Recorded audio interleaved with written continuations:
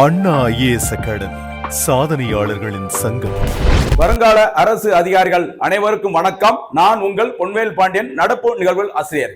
இன்றைய தினம் செப்டம்பர் 6ஆம் தேதிக்குரிய நடப்பு செய்திகளை டிஎன்பிஎஸ்சில சமீப காலங்களில் எப்படிலாம் கேள்விகள் கேட்கிறாங்களோ அதன் அடிப்படையில சப்ஜெக்ட்ல இருந்து அந்த கேள்விகள் எல்லாமே நம்ம கரெக்டா நியூஸ் பேப்பர்ல ஒவ்வொரு வரிகள் விடாம படிச்சு பார்த்து எடுத்து அந்த சப்ஜெக்ட்ல என்ன இருக்குதோ அதே நம்ம சொல்றோம், நியூஸ் பேப்பர்ல என்ன இருக்கோ அதையும் லிங்க் பண்ணி ரெண்டுக்கும் தொடர்பான ஸ்ட்ராட்டஜிக்கு என்ன இருக்கோ அதையும் தொடர்படுத்தி தினந்தோறும் வீடியோ நம்ம கொடுத்துட்டு இருக்கோம். சரிங்களா? நம்ம போடுற எஃபர்ட் பயங்கரமா நிறைய போட்டுட்டு இருக்கோமா, தயவுசெய்து அதை யூஸ்ஃபுல்லா பயன்படுத்திக்கோங்க. ஒரு நாள் கூட மிஸ் பண்ணாம நம்ம பார்க்கணும். சரிங்களா? ஓகே, இன்றைய தினத்துல செப்டம்பர் 6ஆம் தேதி ஓகேவா என்னென்ன முக்கியமான நிகழ்வுகளா நம்ம உள்ள பார்க்க போறோம் அப்படின்னு சொல்லி பாத்தீங்கன்னா, ஃபர்ஸ்ட் வந்து சாகித்ய அகாடமி விருது, சரி தமிழ் மொழிக்கான சாகித்ய அகாடமி விருதுகள் பார்க்க போறோம். அதே மாதிரி சாகர்மாலா திட்டம் இருக்குது. அதே மாதிரி பெண்களுக்கான மகப்பேறு விடுப்பு காலம் எத்தனை மாதங்கள் தமிழ்நாடு அரசு கொடுக்குறாங்க, எத்தனை மாதங்கள் மத்திய அரசால் வழங்கப்படுகிறது. ஓகேவா? அமெரிக்காவின் பாதுகாப்பு அமைப்பான இந்த பென்டகன் அதற்கு பெயர் மாற்றம், இப்படி பல்வேறு செய்திகளை இப்ப நம்ம தொடர்ந்து பார்க்க போறோம். ஆரம்பிக்கலாமா? இன்றைய தினம் செப்டம்பர் 6ஆம் தேதி நடப்பு செய்திகள். ஓகேவா? அதுல ஃபர்ஸ்ட் செப்டம்பர் 6ஆம் தேதி அப்படின்னா கண்டிப்பா உங்களுக்கு ஞாபகம் வர வேண்டிய ஒரு முக்கியமான செய்தி ஒண்ணு இருக்கு, பாத்துக்கோங்க. செப்டம்பர் 6 தமிழ்நாட்டுல தமிழக காவலர்கள் தினம். சரி, தமிழ்நாட்டுல காவலர்கள் தினம் கொண்டாடப்படும் நாள் அப்படின்னு சொல்லிட்டு தமிழ்நாடு அரசு சமீபத்துல ஏப்ரல் 2025ஆம் ஆண்டு அறிவிச்சாங்க.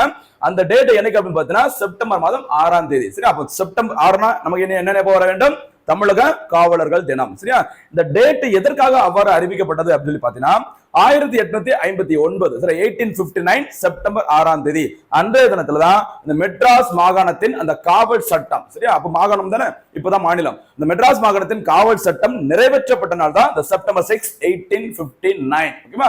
அந்த டேட்டை வச்சுதான் தற்போது தமிழ்நாட்டில் மாநிலத்துல நம்ம தமிழ்நாட்டுல காவலர் தினமாக கொண்டாடப்படும் அப்படி மாதிரி அறிவிச்சுக்கிறாங்க. ரொம்ப ரொம்ப முக்கியமானது.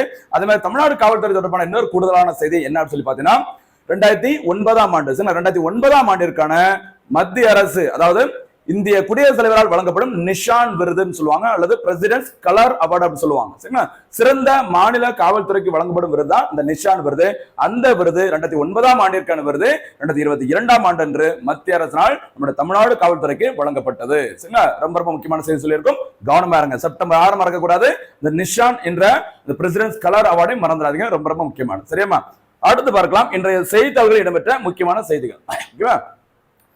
பாருங்க, ஃபர்ஸ்ட் ஸ்டார்டிங்ல சாலிடா ஒரு மார்க் கேரண்டியா கேட்கக்கூடிய ஒரு ஏரியா பாருங்க, விருதுகள். அதுல சாகித்ய அகாடமி விருது, சரி தமிழ் மொழிக்காக எந்த நூலிற்கு சமீபத்துல முதல் முறையாக யாருக்கெல்லாம் வழங்கப்பட்டது அப்படிங்கிற மாதிரி நம்ம பார்க்க போறோம். சரிங்களா?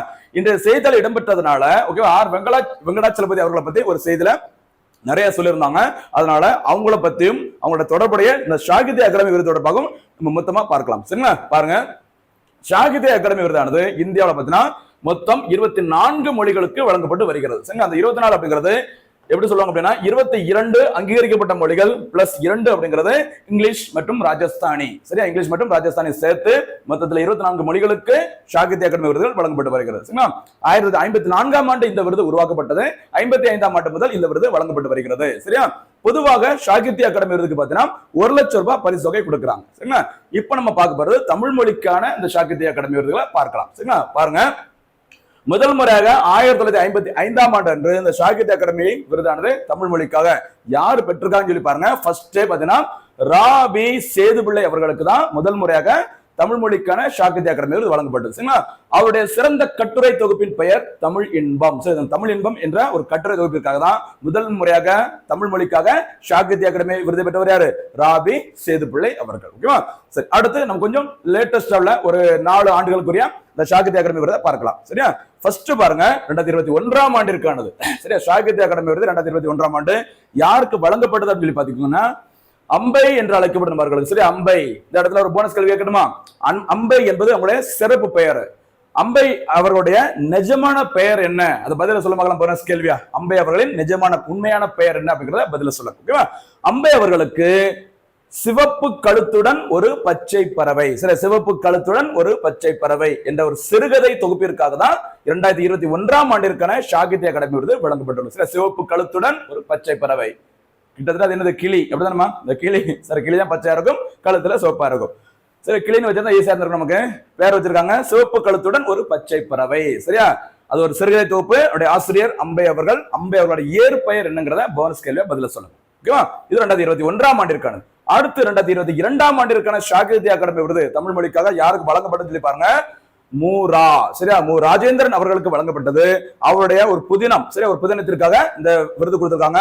இந்த புதினத்தின் தலைப்பு என்ன அப்படின்னு பார்த்தீங்கன்னா காலாபாணி. காலா நமக்கு தெரியும், ரஜினிகாந்த் நடிச்ச ஒரு படம். ரஜினிக்கு தனியா ஒரு பாணி இருக்கும், ஒரு ஸ்டைல் இருக்கும். அதே மாதிரி காலாபாணி, சரியா, ஞாபகம் வச்சுக்கோங்க, மறக்க கூடாது. ராஜேந்திரன் மறக்காதீங்க, சரிங்களா. அடுத்ததாக 2023ஆம் ஆண்டிற்கான சாகித்ய அகாடமி விருது பாருங்க யாருக்கு வழங்கப்படுது அப்படின்னு பாத்தீங்கன்னா ராஜசேகரன் என்பவருக்கு வழங்கப்பட்டுள்ளது. ராஜசேகரன் அவருடைய இயற்பெயர், ராஜசேகரன் என்பதா இயற்பெயர், அவருடைய சிறப்பு பெயர் தான் ஓகேவா தேவி பாரதி என்பது. அவங்க எழுதின ஒரு புதினம், அந்த புதினத்தின் தலைப்பு பாருங்க நீர்வழி படுவோம். சார், நீர்வழி படுவோம் என்ற புதினத்திற்காக தான் 2023ஆம் ஆண்டிற்கான சாகித்ய அகாடமி விருது வழங்கப்பட்டது. யாருக்குமா? ராஜசேகர். இதுக்கு முன்னாடி என்ன பேர் பார்த்தோம்?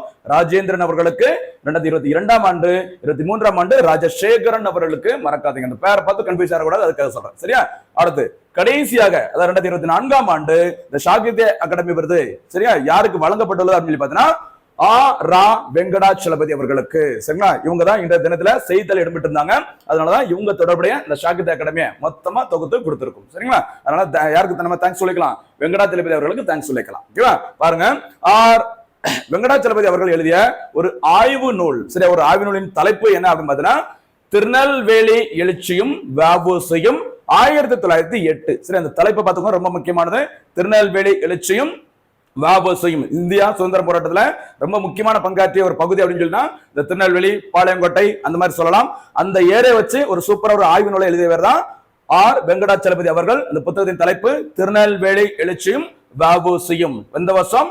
1908. அதுதான் இந்த புத்தகத்தின் தலைப்பு. ஓகேவா, இது எல்லாமே தமிழ் மொழிக்கான சாகித்ய அகாடமி விருதுகள். இது தவிர இந்த சாகித்ய அகாடமி விருதுகளை பார்த்தீங்கன்னா பால புரஸ்கார் விருது, யுவ புரஸ்கார் விருது, இது தவிர சிறந்த மொழிபெயர்ப்புக்கான விருது அப்படிங்கிற மாதிரி எக்ஸ்ட்ரா ஒரு 3 கேட்டகரியில இந்த சாகித்ய அகாடமி விருதுகள் வழங்கப்பட்டு வருகிறது. சரிங்களா, அதுல பால புரஸ்கார் விருதுங்கிறது எதற்காக வழங்கப்படுகிறது அப்படின்னு பார்த்தா பாலன், பாலகன் அப்படின்னா குழந்தைகள். இந்த குழந்தைகளுக்கு பிடிச்ச மாதிரி யாரு ஒரு சிறந்த புத்தகத்தை எழுதுறாங்களோ அவங்கள கௌரவப்படுத்துற மாதிரி வழங்குற விருதுக்கு பேர் தான் பால புரஸ்கார் விருது சொல்லுவாங்க. ஓகேவா, அதுமே யுவ அப்படின்னா இளைஞர்கள். 35 வயதிற்கு உட்பட்ட இளைஞர்கள், அவங்களுக்கு பிடிச்ச மாதிரி ஒரு சூப்பரான புத்தகத்தை யார் எழுதுறாங்களோ அவங்களுக்கு வழங்கப்படுகிற விருது தான் யுவ புரஸ்கார் விருது. எல்லாமே சாகித்ய அகாடமி விருது தான். அதே மாதிரி பிற மொழிகளில் எழுதப்பட்ட ஒரு சிறந்த புத்தகம் தமிழ் மொழியில் மொழிபெயர்க்கப்பட்டு அந்த புத்தகத்திற்கு வழங்கப்படும் விருது சிறந்த மொழிபெயர்ப்புக்கான சாகித்ய அகாடமி விருது. சரிங்களா, அப்ப ஒரிஜினலா அந்த தமிழ் மொழிக்கான புத்தகத்திற்கான இது வழங்கப்படுகிறது. குழந்தைகள், இளைஞர்கள் டிரான்ஸ்லேஷனுக்கும் இந்த விருது வழங்கப்படுகிறது. இப்போ நம்ம பார்க்க போறது பால சாகித்ய புரஸ்கார் விருது. சரி, பால சாகித்ய புரஸ்கார் என்ன சொல்லிருக்குமா? பாலன்னா பாலகன், குழந்தைன்னு அர்த்தம். சரியா, பாருங்க ஒற்றை சிறகு ஓவியா. என்ன ஓவியா? ஒற்றை சிறகு ஓவியா. ஒரு காலத்துல பார்த்தா இந்த பிக் பாஸ் எல்லாம் ஓவியா ஆர்மி அந்த மாதிரி நிறைய இருக்குன்னு நினைக்கிறேன், கேள்விப்பட்டிருப்பீங்க. இங்க பாக்குறது ஒற்றை சிறகு ஓவியா. ஓகேவா, அது அந்த நூல். ஓகேவா, இந்த நூலின் ஆசிரியர் யார் அப்படின்னு பார்த்தீங்கன்னா விஷ்ணுபுரம் சரவணன். சரியா, விஷ்ணுபுரம் சரவணன் அவர்களுக்கு பால சாகித்ய புரஸ்கார் விருது வழங்கப்பட்டுள்ளது. அவருடைய நூலின் தலைப்பு என்னமா? ஒற்றை சிறகு ஓவியா அப்படிங்கிறது. சரிங்களா, இந்த புத்தகம் எதனுடன் தொடர்புடையது அப்படின்னு பாத்தீங்கன்னா சமீபத்துல சுற்றுச்சூழல் பாதுகாப்பை குழந்தைகளுக்கு வலியுறுத்தும் நூல். ஓகேவா, ரொம்ப ரொம்ப முக்கியமானமா. சமீப காலமா பாத்தீங்கன்னா சுற்றுச்சூழல் பாதுகாப்பு இருக்கு. பெரியவங்கள்ல இருந்து அரசாங்கம், மத்திய அரசு, மாநில அரசு, உலக நாடுகள் நிறைய நடவடிக்கை எடுக்கிறாங்க. இதுல முக்கியமான பங்கு வருங்கால தலைவர்கள் யாரு? குழந்தைகள். அந்த தலைவர்கள், வருங்கால தலைவர் இருக்கிற குழந்தைகளுக்கு தான் கண்டிப்பா அந்த சுற்றுச்சூழல் பாதுகாப்பு தொடர்பான ஒரு அவேர்னஸ் இருக்கணும். அது தொடர்பான ஒரு புத்தகம் தான் என்ன புத்தகம்? ஒற்றை சிறகு ஓவியா. புத்தகத்தின் ஆசிரியர் விஷ்ணுபுரம் சரவணன். இவங்களுக்கு தான் கடைசியாக தமிழ் மொழிக்காக இந்த பால சாகித்ய புரஸ்கார் விருது வழங்கப்பட்டுள்ளது. ஓகேவா, அடுத்து இளைஞர்களுக்கான சிறந்த புத்தகத்திற்கு விருது என்ன பேர் பார்த்தோம்? யுவ புரஸ்கார் விருது. சரியா, பாருங்க இவன்னா ஆல்ரெடி பார்த்தோம், இளைஞர்களுக்கான சிறந்த புத்தகம். சரிங்களா, பாருங்க இது ஒரு சிறுகதை தொகுப்பு. அந்த தொகுப்பின் தலைப்பு என்னன்னு சொல்லி பாருங்க, கூத்தொன்று கூடிட்டு பிற கதைகள். இதுதான் இந்த புத்தகத்தின் தலைப்பு. என்னுடைய ஆசிரியர் பெயர் பார்த்தோம்னா லட்சுமிகர். சார், லட்சுமிகர் அவர்கள் தொகுத்த ஒரு கதை, ஒரு சிறுகதை தொகுப்பு. அதோட பேர் தான் கூத்தொன்று கூடிட்டு மற்றும் பிற கதைகள். இந்த தலைப்பிற்காக தான் என்ன விருது கொடுத்துருக்காங்க? சாகித்ய அகாடமியின் யுவ புரஸ்கார் விருது வழங்கப்பட்டுள்ளது. ஓகேவா, அடுத்து பாருங்கம்மா. அடுத்து சாகித்ய அகாடமியின் மொழிபெயர்ப்பு விருது 2023. சரி, 2023க்கானது. கவனமா இருங்க, இதான் கடைசியா வழங்கி இருக்கிறாங்க. யாருக்கு வழங்கப்பட்டார் சொல்லி பார்த்தீங்கன்னா கண்ணையன் தட்சிணாமூர்த்தி அவர்களுக்கு வழங்கப்பட்டுள்ளது. சரிங்களா? கண்ணையன் தட்சிணாமூர்த்தி இதுக்கு அடுத்து 2024ஆம் ஆண்டு ஒருத்தங்க இருக்காங்க, பின்னாடி வரும், அதை பார்த்துக்கலாம். சரிங்களா? கண்ணையன் தட்சிணாமூர்த்தி அவர்களுக்கு 23ஆம் ஆண்டிற்கான சிறந்த மொழிபெயர்ப்புக்கான சாகித்ய அகாடமி விருது வழங்கப்பட்டது. சரிங்களா? ஓகே, பாருங்க, தமிழில் மொழிபெயர்க்கப்பட்ட நூலின் பெயர் என்ன அப்படின்னு பார்த்தீங்கன்னா கருங்குன்றம். சரியா? கருங்குன்றம் என்ன சொல்லாத, இந்த ரெட் ஹில்ஸ் அப்படின்னா செங்குன்றம் அப்படி சொல்லுவாங்களா, அது மாதிரி பிளாக் ஹில்ஸ். ஓகேவா? கருங்குன்றம். இந்த புத்தகத்தோட ஒரிஜினல் ஆசிரியர் யார் அப்படின்னு பார்த்தீங்கன்னா மமாங் தாய். சரியா? மமாங் தாய் அவர்கள் எழுதிய ஒரு ஆங்கில புத்தகம் தான். என்ன பேர் அப்படி பார்த்தீங்கன்னா தி பிளாக் ஹில். என்ன பேருமா? தி பிளாக் ஹில், அதாவது செங்குன்றம். இந்த பேர் தான் தமிழ்ல என்ன பேர் வந்திருக்குது? கருங்குன்றம். செங்குன்றம் மாதிரி கருங்குன்றம். அந்த புத்தகம் தான் தமிழில் மொழிபெயர்க்கப்பட்டிருக்கிறது. கவனமா இருங்க. ஒரிஜினலா புத்தகத்தின் தலைப்பு தி பிளாக் ஹில் அப்படிங்கிறது. அவருடைய ஆசிரியர் மமாங் தாய் அவர்கள். அதை தமிழில் மொழிபெயர்த்தவர் கண்ணையன் தட்சிணாமூர்த்தி. என்ன தலைப்புல? கருங்குன்றம். இதுதாமா சமீபத்துல நம்ம சிறந்த மொழிபெயர்ப்புக்காக வழங்கப்பட்ட சாகித்ய அகாடமி விருது. அடுத்து பாருங்க, 2024ஆம் ஆண்டிற்கான அந்த மொழிபெயர்ப்புக்கான சிறந்த விருது. ஓகேவா? யாருக்கு வழங்கப்பட்டு சொல்லி பாருங்க, பேராசிரியர் விமலா அவர்களுக்கு வழங்கப்பட்டுள்ளது. சரியா? ஓகே, எதுக்கு அவங்க யாருன்னு சொல்லி பாருங்க, திருநெல்வேலி. என்ன பண்ண ஒரே திருநெல்வேலி நியூஸா இருக்குது பாருங்க.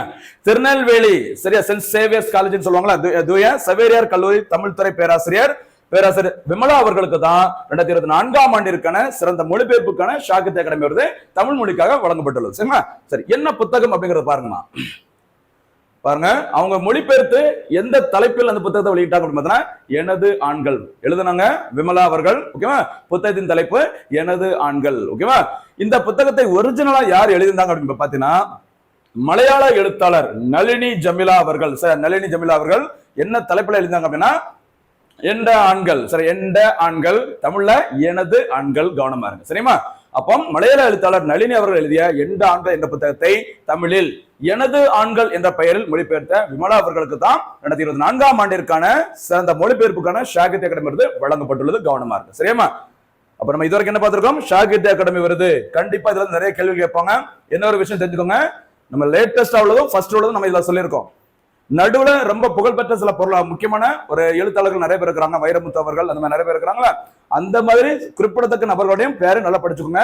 நடுவுல இருந்து கூட சில டைம்ல கேட்பாங்க. கவனமா இருக்கு. சரியாமா? அடுத்து, இன்றைய செய்தியால் இடம்பெற்ற வரலாற்று செய்தி தொடர்புடைய ஒரு தமிழக செய்தி பாருங்க. சரஸ்வதி மகால் நூலகம். இன்றைய தினத்துல இந்த சரஸ்வதி மகால் நூலகத்தை புதுப்பிக்க வேண்டும், புனரமைக்க வேண்டும், அதுக்கு நிதி ஒதுக்குங்க அப்படிங்கிற மாதிரி செய்தித்தாள சூப்பரா போட்டிருந்தாங்க. அதனால அது என்ன அப்படிங்கறத நம்ம பார்க்கலாம். பாருங்கம்மா, சரஸ்வதி மகால் நூலகம் சரியா எங்க இருக்கு? எங்க பாருங்க, தஞ்சாவூரில் அமைந்துள்ளது. ஓகேவா? தஞ்சாவூர் மகாராஜா சரபோஜியின் 2ஆம் சரபோஜி சொல்லுவாங்க, சரபோஜியின் சரஸ்வதி மகால் நூலகம் என்றும் அழைக்கப்படுகிறது.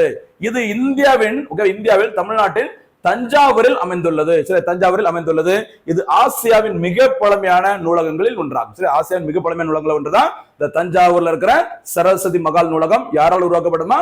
சரபோஜி மன்னர் நாயக்கர்கள் காலத்தில் உருவாக்கப்பட்டது சொல்லுவாங்க. சரிங்களா? இது 16ஆம் நூற்றாண்டில் தஞ்சாவூர் நாயக்க மன்னர்களால் நிறுவப்பட்டது. எந்த நூற்றாண்டுல? 16ஆம் நூற்றாண்டு காலத்துல. ஓகேவா? தஞ்சாவூர் நாயக்க மன்னர்களால் நிறுவப்பட்டதா இந்த சரஸ்வதி மகால். மறக்கக்கூடாது, ரொம்ப ரொம்ப முக்கியமானமா. இது நிறைய போட்டித் தேர்வுல கேட்டுக்கிறாங்க. கவனமா. சரியா?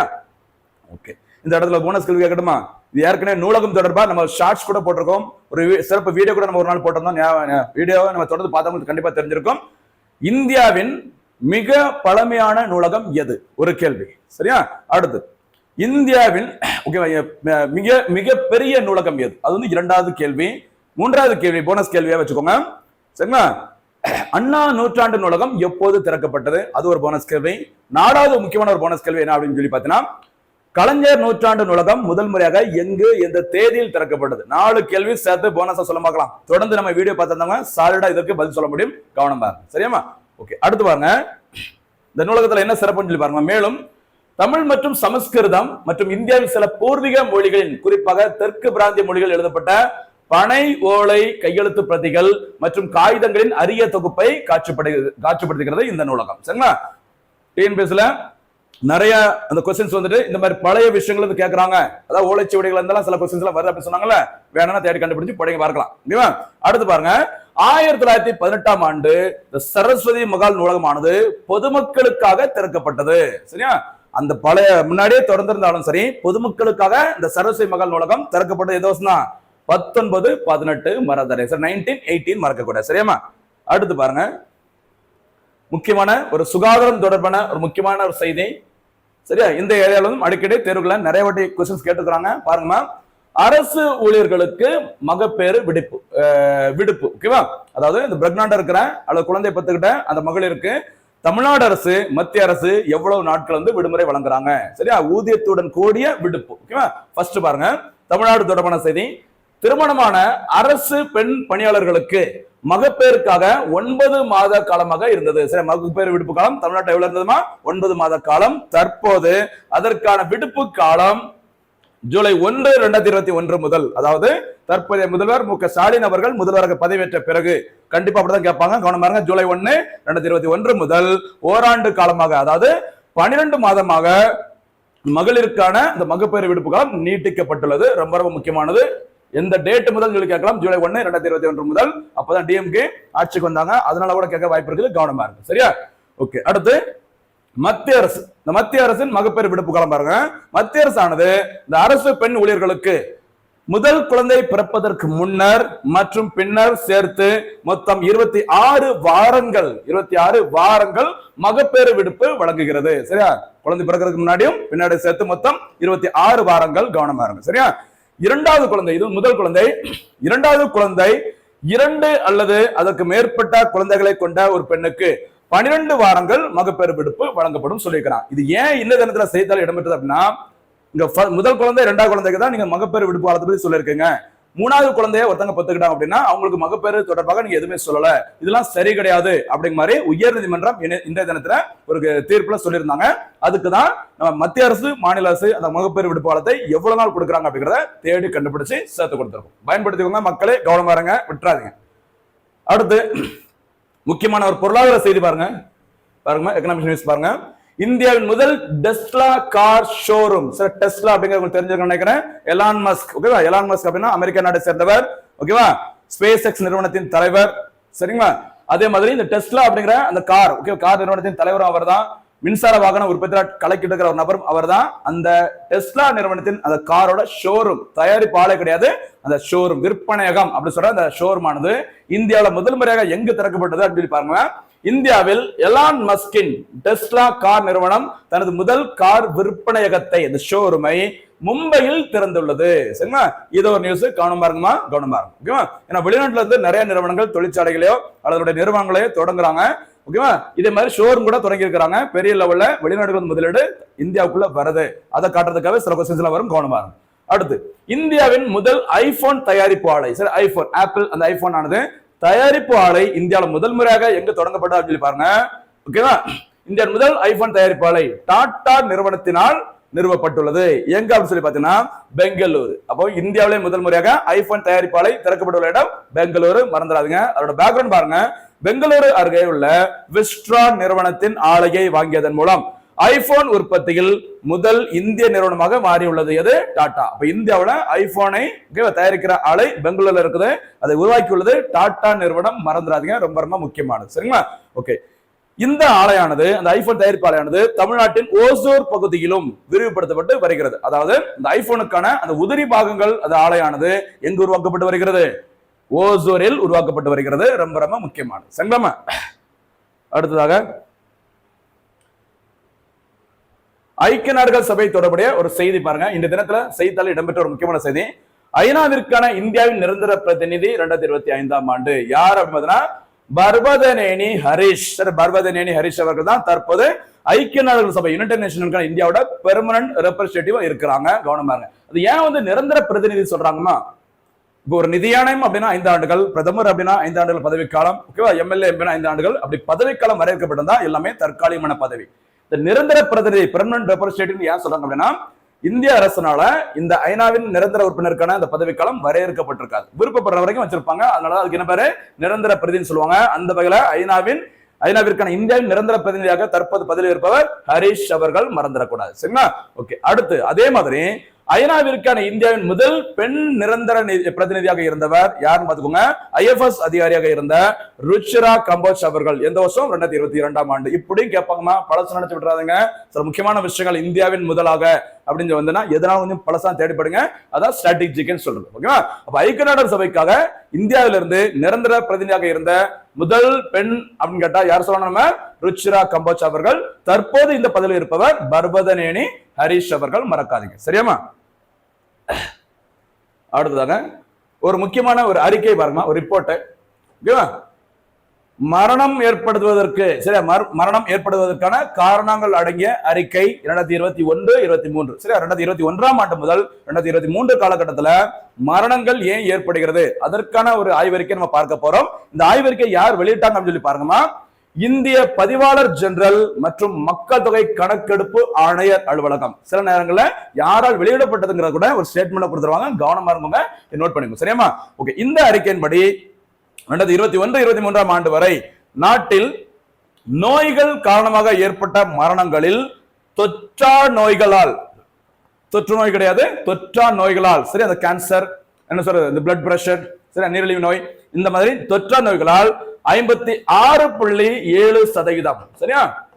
அப்ப இந்தியாவில் அதிகப்படியான மரணமே இப்படிதான் ஏற்படுகிறது, தொற்றா நோய்கள் மூலமா தான் ஏற்படுகிறது அப்படின்னு சொல்லியிருக்காங்க. இது 2020-22ஆம் ஆண்டில், அதாவது COVID-19 காலத்துல பார்த்தீங்கன்னா 55.7% இருந்தது அப்படிங்கிற மாதிரி சொல்லியிருக்காங்க. அடுத்ததாக ஏற்கனவே பார்த்தா தொற்றா நோய், ஓகேவா? இப்ப தொற்று, ஓகேவா? தொற்று நோய். அடுத்து பிரசவம், பிரசவத்திற்கு முந்தைய காலம் மற்றும் ஊட்டச்சத்து சார்ந்த பிரச்சனைகளால் 23.4% மரணங்கள் ஏற்பட்டுள்ளன. தொற்றுக்கு அடுத்து இந்த மொத்த கேட்டகரி சேர்த்து எத்தனை சதவீதமா? 23.4% மரணம் ஏற்படுகிறது சொல்லியிருக்காங்க. இது கடந்த 2020-22 அது COVID-19 டைம்ல பாத்தீங்கன்னா 24% இருந்தது அப்படின்னு சொல்லியிருக்காங்க. அடுத்து இன்னொரு முக்கியமான ஒண்ணு பாருங்க, நோட் பண்ணிக்கோங்க. 30 வயதிற்கு மேற்பட்டவர்களில் உடல் நல பாதிப்பு ஏற்பட்டு நேரிடும் உயிரிழப்புகளுக்கு காரணம் சரியா. above 30 years 30 வயசை தாண்டிய அந்த இளைஞர்களுக்கு எதன் காரணமாக மரணம் ஏற்படுகிறது அப்படி சொல்லி பார்க்கும்போது அதுக்கும் ஒரு ஆய்வறிக்கை சொல்லிக்கிறாங்க. இதுல என்ன சொல்லி பாருங்க, இதய நோய்கள் சரியா, இதய நோய்கள் காரணமாக 33% மரணம் ஏற்படுகிறது. கிட்டத்தட்ட 1/3 பங்கு இதய நோய் காரணமாக தான் ஏற்படுகிறது அப்படின்னு சொல்லிக்கிறாங்க. கவனம் பாருங்க இளைஞர்களுக்கு. அடுத்து சுவாச தொற்றுகள் காரணமாக 9.3% மரணமும், சுவாச பாதிப்பு நோய்கள் காரணமாக 5.7%, ஜீரண மண்டல நோய்கள் காரணமாக 5.3% மரணமும் ஏற்படுகிறது அப்படின்னு சொல்லிட்டு இந்த அறிக்கையில சொல்லியிருக்கிறாங்க. ஓகேவா? அடுத்து காரணம் தெரியாத காய்ச்சல், என்னன்னே தெரியாம ஒரு காய்ச்சல் மாதிரி வரும், அதுல இறந்து போறவங்க 4.9%, சர்க்கரை வியாதின்னு சொல்ற இந்த டயபெட்டிஸ் நீரிழிவு பாதிப்பு காரணமாக 3.5% அந்த உயிரிழப்பும், அடுத்து பிறப்புறுப்பு மற்றும் சிறுநீர் மண்டல உறுப்பு நோய்கள் காரணமாக 3%, தெளிவான காரணம் தெரியாத மரணங்கள் தொடர்பாக 10.5% மரணம் ஏற்படுகிறது. சரிங்களா? மேல பார்த்தது 30 வயசுக்கு மேற்பட்ட. இங்க பாருங்க, 15 முதல் 29 வயது உள்ளவர்களின் உயிரிழப்புக்கு உள்நோக்கத்துடன் காயம் ஏற்படுத்துதல் மற்றும் தற்கொலை ஆகியவை மிகவும் பொதுவான காரணமாக உள்ளன. சரியா? பாத்துக்கோங்க, 15 முதல் 29 வயது முக்கியமான ஒரு வயது கட்டம். ஓகேவா? இந்த காலகட்டத்தில் இந்த வயதுக்குள்ள இருக்கிறவங்களுக்கு ஏற்படுகிற உயிரிழப்பு ஏன் ஏற்படுதுன்னு சொல்லி பார்த்தீங்கன்னா உள்நோக்கத்துடன் காயம் ஏற்படுத்துதல். ஓகேவா? அப்படியே உள்நோக்கத்துடன் காயம் ஏற்படுத்துதல், தற்கொலை ஆகியவை முக்கியமான ஒரு பொதுவான காரணமா இருக்கு அப்படின்னு சொல்லியிருக்காங்க. தெளிவான காரணம் தெரியாத மரணங்கள் பெரும்பாலும் 70 மற்றும் அதற்கு மேற்பட்ட வயது உள்ள முதியோர்களுக்கு ஏற்படுகிறது. தெளிவான காரணம் இல்லாம ஏன் செத்தாங்கன்னு தெரியாம இருக்கிறவங்க சரிங்களா, மேக்சிமம் மரணம் யாருக்கு மரணம் ஏற்படுகிறது? 70 அல்லது 70ற்கு மேற்பட்டவர்களுக்கு. மறக்காதீங்க, சரியா? இதுதான் சமீபத்துல இந்தியாவில் பொதுவாக மரணங்கள் ஏன் ஏற்படுகிறது, இளைஞர்களுக்கு ஏன் ஏற்படுகிறது, 15 முதல் 29 வயதுக்கு உட்பட்டவர்களுக்கு இதன் காரணமாக மரணம் ஏற்படுகிறது அப்படிங்கிற ஒரு அறிக்கை யாரால் வெளியிடப்பட்டதுங்கிறதையும் மறந்துடக்கூடாது. சரியா? அடுத்து முக்கியமான ஒரு சர்வதேச செய்தி பாருங்க, 2 நியூஸ் இருக்குது இந்த தினத்துல. நீங்க நினைக்கலாம் சர்வதேச செய்திகள்லாம் எதுக்கு நமக்கு டிஎன்பிஎஸ்ல இப்போ சிலபஸ் இல்ல நினைக்கலாம். கண்டிப்பா சில முக்கியமான விஷயங்கள் கண்டிப்பா தெரிஞ்சுதான் இருக்கணும். அந்த வகையில பென்டகனின் பெயர் மாற்றம் சரி உங்களுக்கு தெரிஞ்சிருக்கும். அமெரிக்காவோட இந்த பாதுகாப்பு அமைப்புக்கு தான் அதை என்ன சொல்லுவாங்க, நம்ம பாராளுமன்றம், ஓகேவா, நம்ம ராஷ்டிரபதி பவன், ராஜ்பவன் அப்படி சொன்னாலும் அதே மாதிரி அமெரிக்காவின் இந்த பாதுகாப்பு மையத்திற்கு வைக்கப்பட்ட பெயர் தான் பென்டகன். சரி, பென்டகன்னா ஐங்கோணங்களை கொண்டது. சரி, ஐங்கோணம் சொல்லுவாங்க.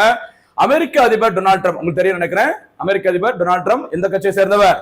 மறக்கவே மறக்காதுங்க, குடியரசு கட்சியை சேர்ந்தவர். அமெரிக்காவின் 47வது அதிபர். ஓகேவா? டொனால்ட் ட்ரம்ப் அமெரிக்க பாதுகாப்பு துறையான பென்டகனின் பெயரை போர்த்துறை டிபார்ட்மெண்ட் ஆஃப் வார் என மாற்ற உத்தரவிட்டுள்ளார். சரி, இதுக்கு முன்னாடி டிபார்ட்மெண்ட் ஆஃப் டிஃபென்ஸ் சரியா, பாதுகாப்பு துறை இந்த பேரை கொஞ்சம் பயமுறுத்துற மாதிரி என்ன பேரை வச்சுக்கலாம், டிபார்ட்மெண்ட் ஆஃப் வார், போர்த்துறை என பெயர் மாற்றம் செஞ்சுக்கலாம் சொல்லி உத்தரவிட்டிருக்கிறார். சரிங்களா? டொனால்ட் ட்ரம்பின் கூற்றுப்படி பாதுகாப்புத்துறை அதாவது டிபார்ட்மெண்ட் ஆஃப் டிஃபென்ஸ் என்பது தற்காப்பு திறன்களை மட்டுமே வலியுறுத்துகிறது. சரி, தற்காப்புக்காக தான் இந்த டிஃபென்ஸ் ஆடுறதுன்னு சொல்லுவாங்க கிரிக்கெட் எல்லாம். அந்த மாதிரி பாதுகாப்புத்துறை அப்படின்னாலே ஒரு தற்காப்பு திறன்கள் மட்டுமே வலியுறுத்துகிறது பிற நாடுகளுக்கு. இல்ல நாங்க சண்டை போடுறதுக்கு ரெடி, பயங்கரமான ஆட்கள் நாங்கெல்லாம் அப்படி காட்டுறதுக்காக தான் என்ன பேரை மாத்திருக்கிறாரு டொனால்ட் ட்ரம்ப், டிபார்ட்மெண்ட் ஆஃப் வார் அப்படிங்கிற பேரு. சரிங்களா? ஓகே. ஆனால் இந்த போர் துறை டொனால்ட் ட்ரம்ப் என்ன சொல்லி பாருங்க, அற்புதமான கருத்துக்களை சமீப காலமே சூப்பரா வழங்கிட்டு இருக்கிறாரு டொனால்ட் ட்ரம்ப் அவர்கள். அது முக்கியமான ஒரு கருத்து தான் இது. போர்த்துறை என்ற பெயர் தயார் நிலை மற்றும் உறுதிப்பாடு பற்றிய வலுவான செய்தியை தெரிவிக்கிறது. அத போர் அப்படி சொன்னா எங்களை பார்த்து நீங்க கொஞ்சம் பயப்படணும் அப்படிங்கறதுக்காக அந்த பேரை வச்சிருக்கோம்னு சொல்றாரு, சொல்லாம சொல்றாரு. ஓகேவா? பென்டகன், ஓகே, அந்த பென்டகன் நிறுவப்பட்டது 1789. பாத்துங்க, பென்டகன் நிறுவப்பட்டது 1789 நிறுவப்பட்டு 1947 வரை செயல்பட்ட போர்த்துறை ஆகும். இனிமேல் ஓகேவா, அதே மாதிரி இன்னொரு பேரும் மாத்திருக்கிறாரு பாருங்க.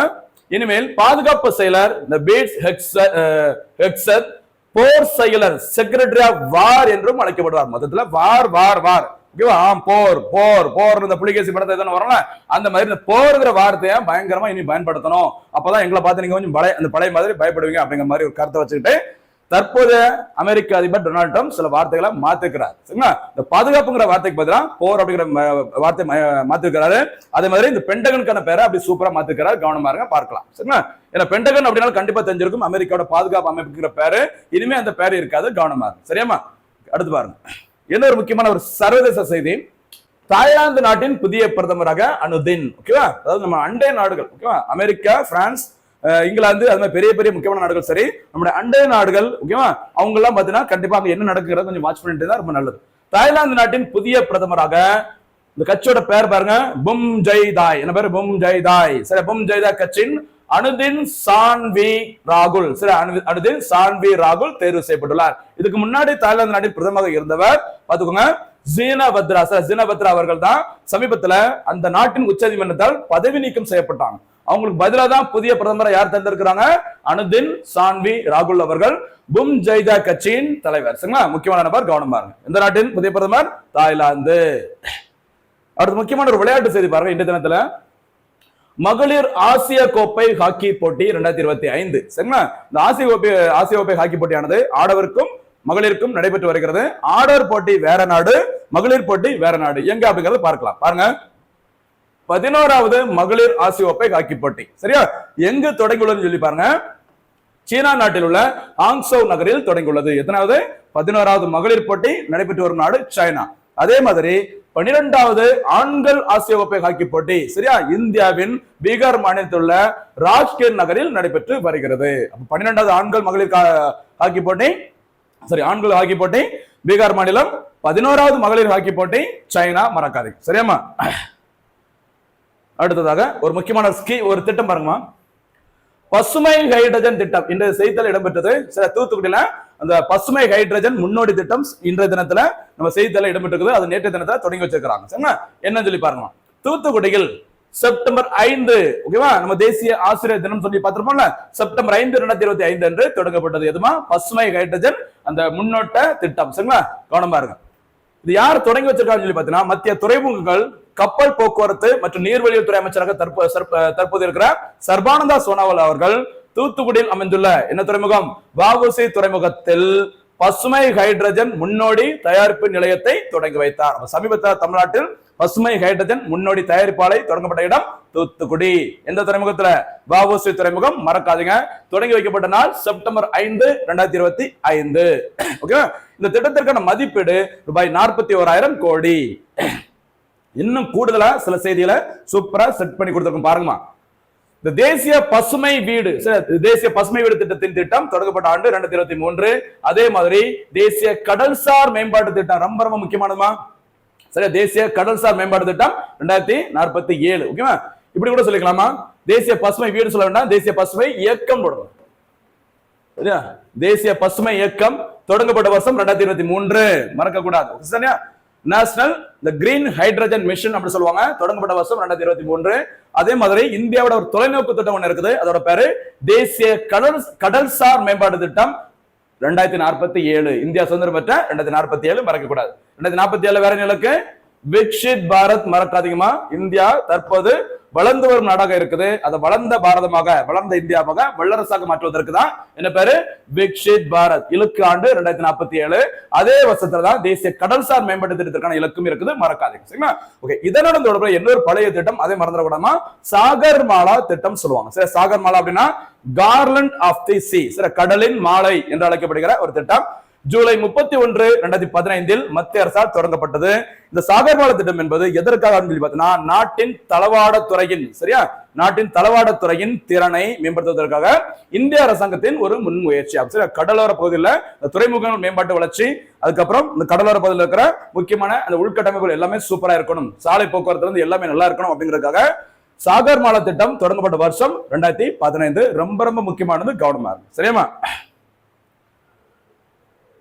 ஓகே, ஓரளவுக்கு முடிஞ்ச அளவுக்கு சிறப்பான முறையில ஒவ்வொரு நாளும் தொகுத்து கொடுத்துட்டு இருக்கோம். மறுபடியும் சொல்றேமா, ரொம்ப எஃபோர்ட் போட்டு, சரிங்களா, தேடி இப்ப சமீப காலங்களில் டிஎன்பிஎஸ்சில எப்படி எல்லாம் கேள்வி கேட்கறாங்களோ அதன் அடிப்படையில் தொகுத்து கொடுத்துட்டு இருக்கோம்.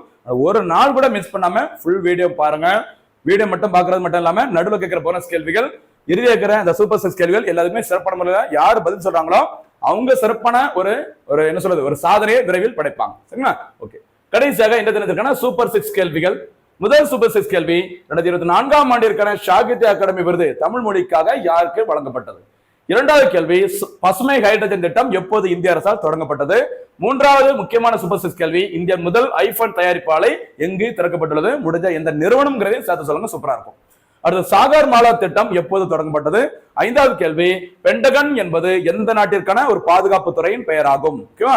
அடுத்து, ஆறாவது கேள்வி, பசுமை ஹைட்ரஜன் தயாரிப்பு ஆலை தமிழ்நாட்டில் தற்போது எந்த மாவட்டத்தில் தொடங்கி வைக்கப்பட்டுள்ளது? இதாம என்ன தெரிஞ்சிருக்கான சூப்பர் 6 கேள்விகள். சூப்பரா ஃபாலோ பண்ணிட்டு வாங்க. கண்டிப்பா சொல்றேன், போட்டித் தேர்வுகளில் நம்ம ஜெயிப்பது உறுதி, நிச்சயம். மீண்டும் சந்திக்கலாம். நன்றி, வணக்கம்.